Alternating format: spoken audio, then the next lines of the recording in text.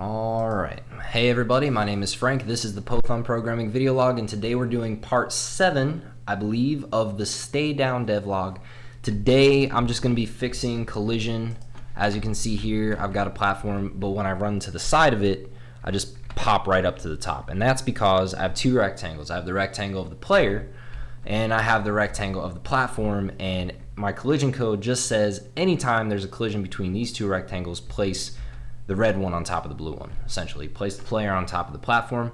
What we want is something a little bit more platformy, where you can jump up through the bottom of the platform and land on top of the platform, but if you walk into the side and your bottom of your hitbox is below the platform, you just you slide underneath. So you can land on top, but you can walk underneath if your bottom is below the platform. So essentially that's what I'm going to be doing, but first I'm going to add more platforms so we not only have something cool to look at, but we have some better testing. So let's go to, not platform yet, but let's go to the game state. Run. Where are my game states? Constructors, game states. Let's go to game states, run. At the bottom of run, I'm just creating a platform. So instead of just creating one platform, I'm going to make a for loop for x, you know what, and instead of using var, I'm going to use let. This is not going to be the way I do this, but just for right now, I'm just throwing it together. Let's get it done, and we can clean up later. So let x equal world width, and we don't want to start placing them right at world width, because that's going to place the platform right here and the platform will be off the screen. So I'm going to do world width minus 48. I'm going to bring the size of the platform down from 64 to 48. So let's go into platform real quick and just say, not platform, but what is it? Managers, platform manager. The size of my platform is now going to be 48 to make it a bit smaller, so I'll save that. Come back here, we'll do world width minus 48, x is greater than 0, x minus equals 50. We'll put like a little space between the platforms. Man, can't type. Actually ran through this once before, messed up, had to reload the original code. So if I mess up again, I'm just gonna call it quits for the day, but hopefully that doesn't happen. We're gonna create a platform at x, we're gonna save, and hopefully it doesn't break. All right, cool, we got a whole bunch of platforms. So let's, instead of doing world width minus 48, let's do world width minus 50, save. Cool. So now I've got a bunch of platforms, they all do the same thing. That's kind of boring. So instead of doing that, what I'm going to do is I'm going to come into platform and I'm going to say move force is equal to math.random times 1. It's going to give us a randomness between 0 and almost 1, like 0.99, because I don't think math.random ever returns a full 1. It's always like 0 to 0.99. So I could be wrong about that. Someone might want to check me on that, but anyway, we're going to get something random between 0 and 1, and we're going to add 1 for base speed. So this is going to have a base move force of 1, and we're going to add a random number between 0 and 1 on top of that. Save. So now they should all be doing their own thing, which is a little bit more interesting to look at and kind of more how I want the game to actually go. So as you can see, this is just dumb because when I run into the side of a platform, it just jumps me right up to the top of it, and I'll find a case like that.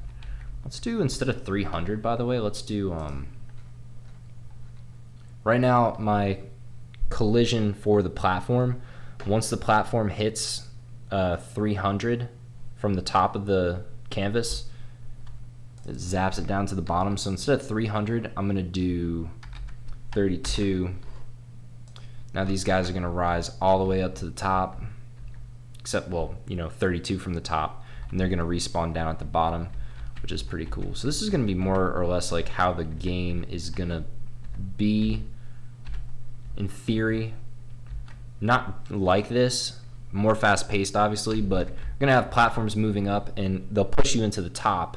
I'm probably gonna have like some spikes like right here at the top, and then you'll die when you hit the top. I'm probably gonna squish the screen a little bit too, because this is a long way up. Platforms will probably be moving faster. This is a good speed for testing collision. All right, so we've got our platforms. They're all moving up. They're moving at different rates of speed. What I'm gonna fix is this thing that jumps us up to the top of the platform, because we don't want that. We only want to collide with the platform when the bottom of the player is coming through the top of the platform. So that's what we're going to do. And in order to do that, I'm going to come into the rectangle class. So in order to tell if you're actually coming into something, you need to know where you were and then where you're going. So we're going to record the old Y position of the player as well as the current Y position of the player, and we're going to check to see if the old position and the current position are on two different sides of our platform's top. So this isn't a collision, this isn't a collision, this is a collision. So it's really easy to check for once you have everything in place. And what we're going to put in place is this dot old Y equals Y. We're also going to do some other stuff because we have two classes, so to speak, that extend rectangle, and that's the player and the platform. So both of those are going to get this new this.oldY property, and we're going to add some functionality to the prototype of rectangle to allow them to utilize that smoothly. So I'm just going to say move Y, and actually I'm going to do move X as well. Move X is going to take X. It's going to say this dot X plus equals X. So real simple. That's not the magic yet. Move Y is going to take Y. This dot old Y equals this dot Y. Okay, so what we're doing here is we're saying when we call move Y, we're only going to call it once per frame to move the player or the platform. When we call it, the first thing it's going to do is store the current Y position. Now it's going to store the current Y position before we actually update the Y position. So essentially it's the Y position from the previous frame. So at the start of each frame, we're going to set the old Y position equal to where the current Y was on the previous frame. And then we're going to go ahead and update our Y position. So this dot Y plus equals Y. Cool. So now we're setting the old position equal to where the current position was on the previous frame, and we are adding whatever Y happens to be, our Y velocity probably, to the current Y position for this frame. So add that comma there so we don't break anything. Now we need to go ahead and update the platform in the player class, particularly the move up function for platform. So this is what we're going to be replacing here. For the platform, move up just subtracts move force from this dot Y, so we're going to say this dot move Y negative this dot move force. Does essentially the same thing, but now we're recording the old Y position. Cool. Let's go over to the player. And actually, before we do that, it doesn't matter. All right. Go over to the player. Inside of update position, we're going to have, instead of this dot Y plus equals this dot velocity Y, we're going to say this dot move Y, this dot velocity Y. Save it, see if we broke anything. Doesn't look like it. Still have the old collision though, because we haven't actually done anything about that yet. So let's go over to the run game state. We're going to find the function that collides the player with the platform, and actually what I'm going to do here is say collide player with platform. Copy.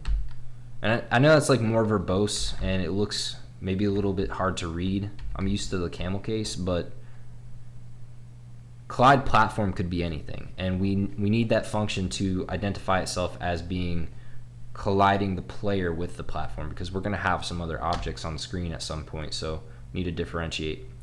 Now I just need to find where I'm actually using it, not inside of the render loop obviously. So if collide platform. If collide player with platform, then we pass in the player and the platform. We're going to ground the player. Now we got to do some work. So I'm going to leave this top bit alone except for this last part. So the last part is just saying if the top of the player is greater than the bottom of the platform, or if the bottom of the player is less than the top of the platform, we're going to return false. Cool. We're going to rewrite that a little bit differently. So we're going to say if player dot get bottom is greater than, oh, wait a minute. Ooh, was that in there from before? That's actually, this is reaching outside of the scope of this function and grabbing the local player object inside of our scope for this run game state, which is not what I want, even though it doesn't really matter because I'm only going to have one player. I still don't like that. So if the bottom of the player is greater than the top of the platform, platform dot get top,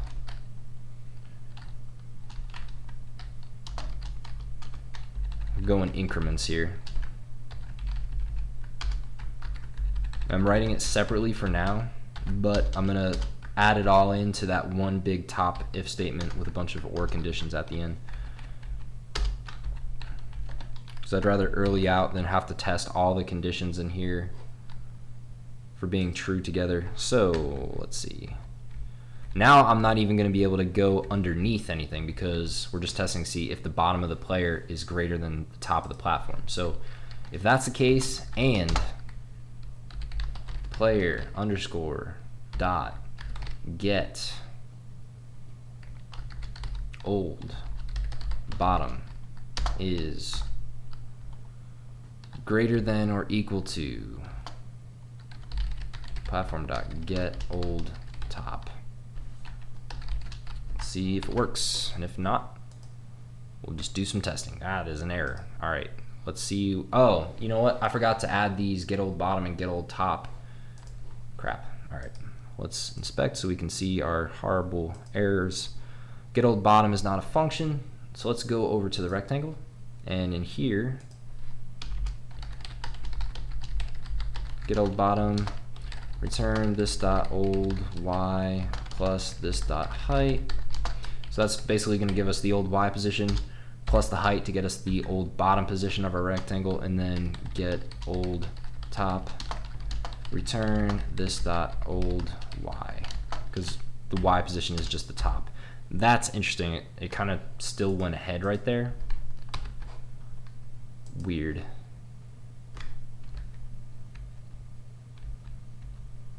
Still hopping up to the top. So let's take a closer look at the collision code. And before I do that, I just want to make sure I got this right. Get old bottom is the old y position plus the height. Yup. Get old top is just the old top. All right, so everything seems to be working the way it's supposed to. Let's go back to the run game state and see what I'm doing wrong here. So I've got my player, right? And I've got my platform. So if the bottom of the player is greater than the top of the platform, obviously that's a potential collision. But that could mean this. I could be way down below the actual platform, and that's still true. So we also have to add an and condition. So and if the old bottom of the player, so let's say on the frame before, the old bottom, oh, wait a minute. Well, if the old bottom is greater than, well, obviously that's not the case. So I think this is my problem right here. But let's keep going. So if player.bottom is greater than platform.get top, that's potential collision, and player.get old bottom is less than or equal to platform.get old top, that seems like a winner, because the old bottom, say my old position is here and my new position is here, and the platform is moving up. So if the old top position of the platform is greater than the old bottom position and it moved up, we might have a collision. If they both move from here to here, we have a collision. Let's see if this works. I'm pretty sure this is going to work. Aha, yes, it works. All right, so now we can jump up. See how I kind of jumped up over the top of that guy, but I didn't get on top? We can jump up. Ah, crap, I jumped on. We can jump up and almost get in, but we can't quite get in because we actually have to land on top of the platform for that collision to happen. So that's a pretty solid collision right there. Got no complaints about that. So what else do I want to do here? There's one more thing I want to show you before I wrap this one up, and it has to do, it's kind of in the same vein as what we're talking about here. I think in order to do it, I'm going to have to, and this is important by the way, so you should stick around. Let's go, instead of making this 32, let's go back to 300, save, refresh, because I need some test cases. I need a fast platform. Oh, actually this isn't going to work, because when I step on my platforms, they don't slow down. I was messing around on a different computer with the code I downloaded off of GitHub, and I made it so when you land on the platforms, they actually slow down. Let me show you what I'm going to do anyway, and hopefully it doesn't break anything. The problem is when two platforms collide with the player at the same time, the first collision, let's say this is platform number 1 and this is platform number 2, right? And they're slightly offset. When you collide with platform number 2, let's say you collide with platform number 2 first in your collision loop, that's going to set the player on top of the platform. Okay, cool. And if your platform actually slows down when the player hits it, okay, now its velocity has decreased. But then you're going to continue your collision loop and you're going to detect, well, hey, I'm also in collision with the second platform. And with this type of collision, that might not even be the case, and probably wouldn't be. So that might have solved this problem, but for the sake of avoiding any potential problems, this might help out. Anyway, you're going to enter into collision with that first platform, and it's going to move you up.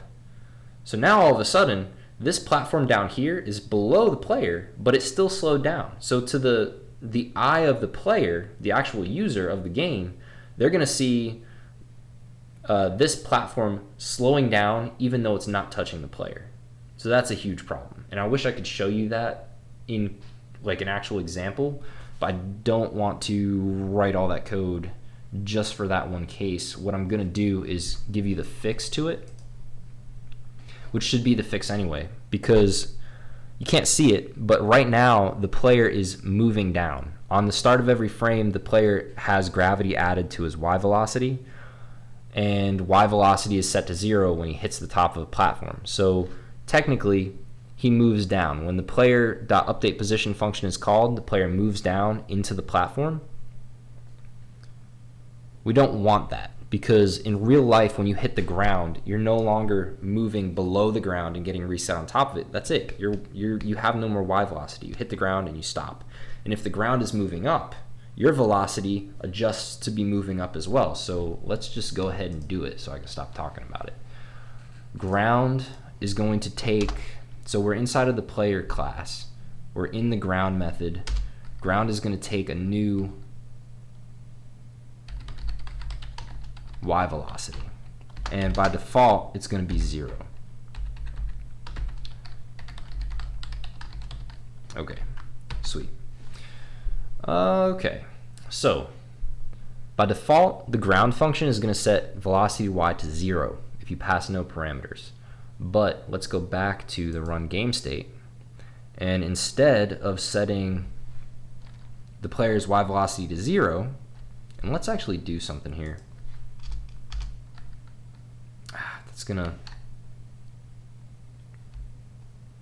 at the beginning of the update function, I'm gonna do console.log player.velocity y.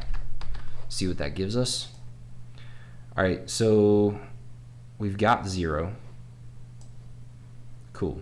So at the start of our update function, so at the start of our game cycle, the player's Y velocity is 0. Cool.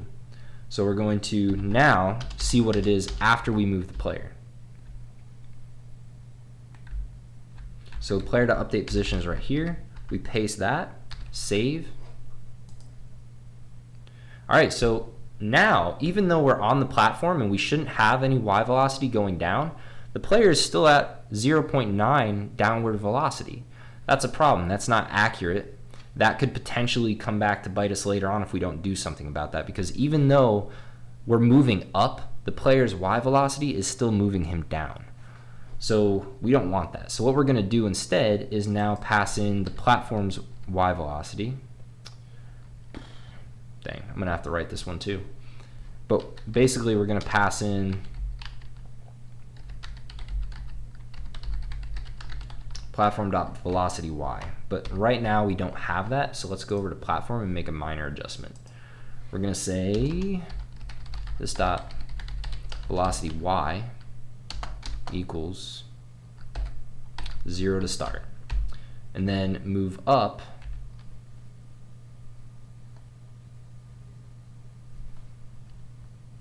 it should really be update position at this point. We're going to do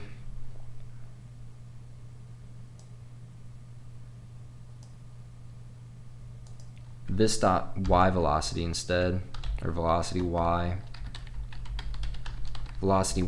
and then we're going to say this dot velocity y plus equals this dot move force. This is going to send our platforms flying off the top of the screen right now. Actually, sent them down because I got to do minus equals move force. Whew. Oh man, all right, that's way too fast. So we need to put a cap on velocity. This dot velocity y max equals -3. So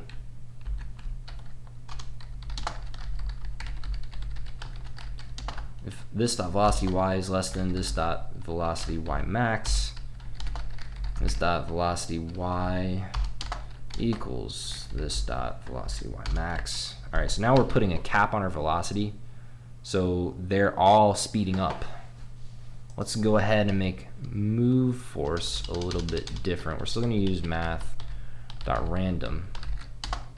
We're going to multiply it by 0.5, and we're going to add 0.01. That might be a bit much as well. I'm going to make that less. I'm going to do... That's kind of cool. See how they all kind of take off like that initially? I kind of like that. That's kind of what I'm going for. All right, so... And now they're all topped off. So we're always subtracting move force. We're capping our velocity.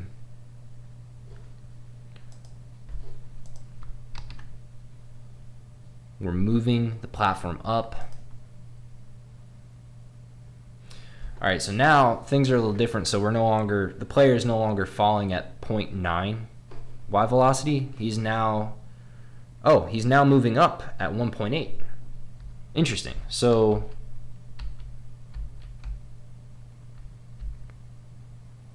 how I'm going to illustrate this is going to be, how am I going to do this? First of all, let's get these guys going. I don't like how they're all at the same speed. Oh, you know what? How did I not notice that? Velocity y max is going to be equal to negative math.random times 2 minus 1. So minimum of -1, and then we adjust by anywhere between 0 and -2. So let's go ahead and save. Now we're going to have different speeds as well. Nice. That's kind of what I was looking for there. So now you can see that number when the player is actually on a platform.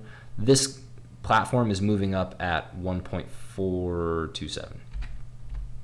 And then this platform is moving up at -1.73. So they're all moving up at different speeds. The difference is now, instead, when our player is on a platform, he is also moving up. The velocity of the player is also moving up. instead of moving down. And that just doesn't make sense, because before the player was moving down, or the velocity was positive even though his movement was negative in an upward direction. Now we hit the platform, it's moving us up, our velocity also is moving up. And I'm not sure if this is going to be spot on with the speed of the platform. In fact, I don't think it is, because we're still going to be adding, oh, actually no, it is. It is, because what's happening in our update loop is, let's go actually look over it. What's happening in the update loop, I'll make this back to normal, 32, so we get the full range of motion. What's happening in the update loop is, first we get our controls, then we update the player position. So when we update the player position, the player's Y velocity is now going to be positive, because he's moving down as gravity pulls him down. But when we collide with the platform, it's going to set his velocity to whatever the platform's velocity is, which is good. So now if we do anything after this, the player is already moving up. In addition to this being good, not that it would matter because our jump code is up here, but let's say we try to make the player jump when he already has a positive Y velocity.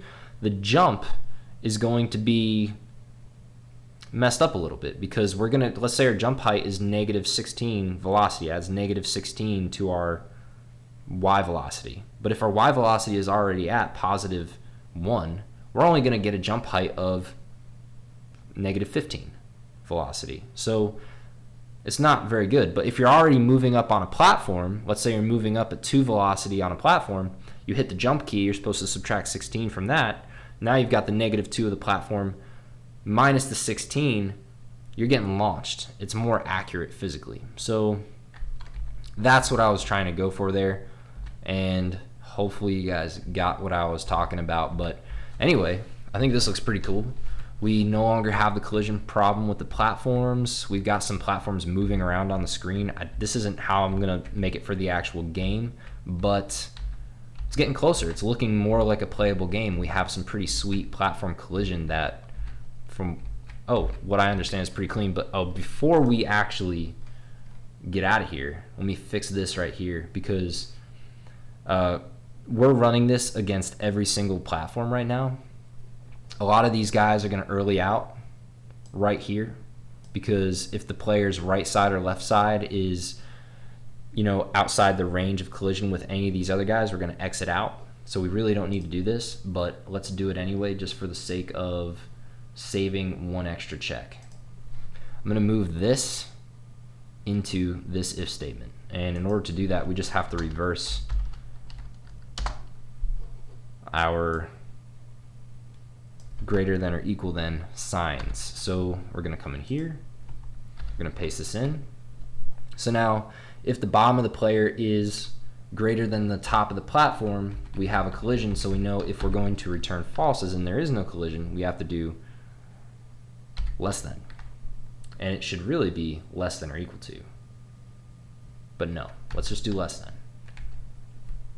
Less than or equal to. Yeah, okay, there we go. And if we have a problem, we'll change that. And then we're going to do the same thing. We're going to move this guy in here. And the benefit of doing this is, with OR conditions, you're checking this. If it's false, you don't have to check the rest. So if we do have a collision, we're going to end up checking every single one of these conditions. But for the vast majority, for all but 1 or 2, essentially, we're not going to have to check all these. So why would you use AND? Because AND is going to force you in your condition to evaluate each expression. So you don't want to use AND, you want to use OR with collision, because it's going to let you out of checking those collisions a little bit earlier. So now we're just going to say greater than. This might not work. Might have to adjust that a little bit. Instead of using less than or equal to, I might just have to use less than. Instead of using just greater than, I might have to use greater than or equal to, but we're going to find out in a second. And then I'm going to wrap this one up probably. Looks pretty good. Looks pretty solid. I'm not seeing any problems with it.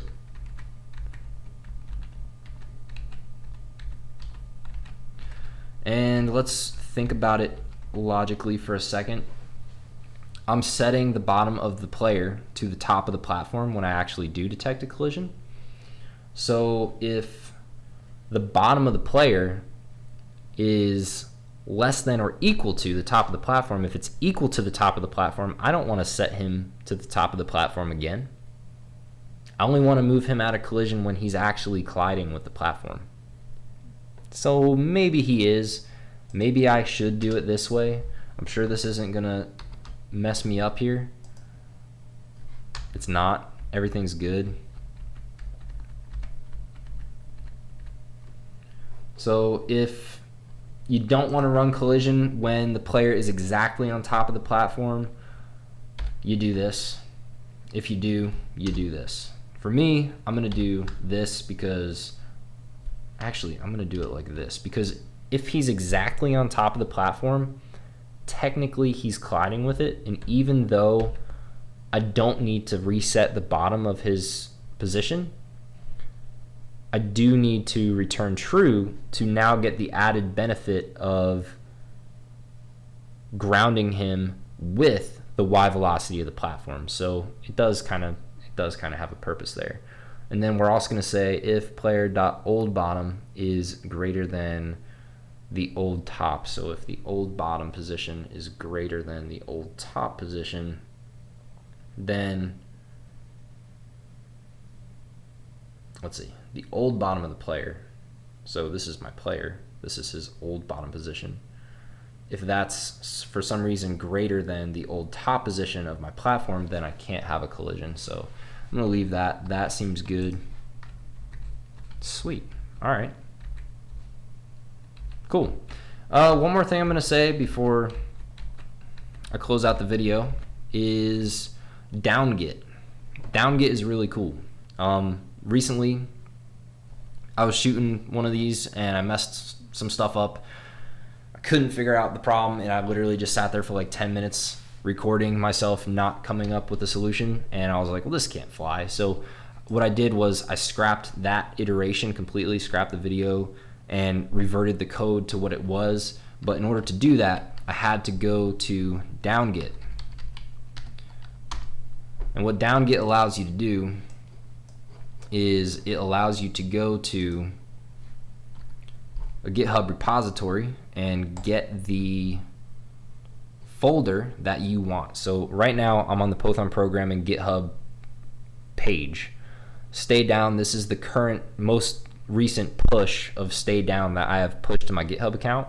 When you click on code, it's going to bring you to GitHub. It's going to bring you to the exact folder where the relevant code lives on GitHub that you need to recreate that example. So if I come back here and view the page, this is what you're going to get. This is where we started this video. This is the most recent push I've done to GitHub. If I want to get this code right now, I'm going to come here, I'm going to click code, it's going to bring me to GitHub. I'm going to copy the address at the top. Bam. I'm going to go to Downgit.